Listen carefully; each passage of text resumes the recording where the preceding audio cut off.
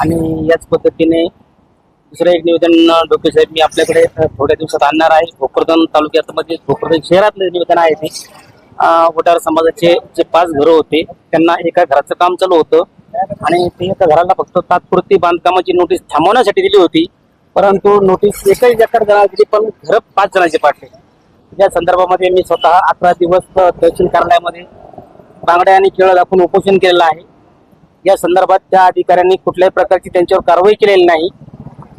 तो मुजोर अधिकारी नगर परिषदचा गजानन तायडे आणि इकडचा ज्ञानेश्वर काकडे तहसीलदार यांनी कुठल्याही प्रकारची त्या उपोषणाची दखल घेतली नाही आणि त्या लोकांना सुद्धा आतापर्यंत उघड्यावरती ते स्वयंपाक करतात त्यांना आतापर्यंत जागा सुद्धा त्या लोकांनी दिलेली नाही। त्यांना जागा देण्यासाठी वंचित बहुजन आघाडीला त्यांना साथ देण्यासाठी आम्हाला तुमची मदत लागणार आहे। वंचित बहुजन आघाडी ही आपल्याला सोबत आहे आणि त्या वडार समाजाला जसं सोमनाथ सूर्यवंशीचं घडलाय ते प्रकरण तो सोमनाथ सूर्यवंशी या भोकरदन शहरात घडायला नकोय, म्हणून या प्रकरणामध्ये आपण जातीने लक्ष द्यावं ही आमची आग्रहाची विनंती आहे।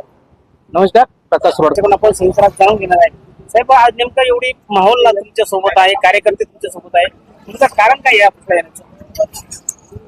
जालना जिल्ह्यातील जाफराबाद तालुक्यातील गाडेगाव या ठिकाणी डॉक्टर बाबासाहेब आंबेडकर यांच्या स्मारकाच्या समोर जे काही जातीवादी गावगुंडांनी अतिक्रमण करण्याचा प्रयत्न केलेला आहे आणि या अतिक्रमणाला विरोध करण्यासाठी समस्त वंचित बहुजन आघाडी आंबेडकरी समाज या ठिकाणी मोर्चाच्या स्वरूपामध्ये आंदोलनाच्या स्वरूपामध्ये धरणे निदर्शने एसपी कार्यालयावर करण्यात आलेले आहेत।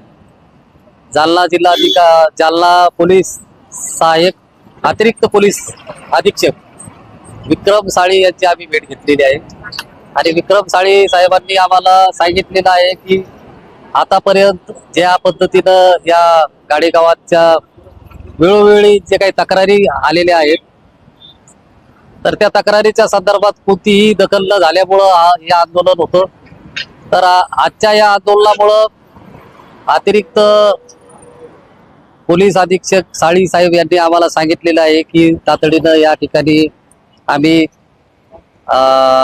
जे काही तक्रारी आहेत त्या तक्रारीनुसार गुन्हा दाखल करणार आहोत आणि या अनुषंगानं आम्ही आपल्या माध्यमांना सांगू इच्छितो की जालना जिल्ह्यामध्ये खरोखर पोलीस डिपार्टमेंटमध्ये अनेक जे काही पोलीस स्टेशन आहेत या पोलीस स्टेशनमध्ये कारवाई कुठेही होताना दिसत नाही, म्हणून या ठिकाणी डायरेक्ट लोक एसपी कार्यालयाची धाव घेत आहेत आणि असंच अशीच जर परिस्थिती राहिली तर येणाऱ्या काळामध्ये याही पेक्षा मोठ्या स्वरूपाचं आंदोलन या ठिकाणी वंचित बहुजन आघाडी गाडेगाव या ठिकाणच्या आंबेडकर अनुयायांसाठी केल्याशिवाय राहणार नाही।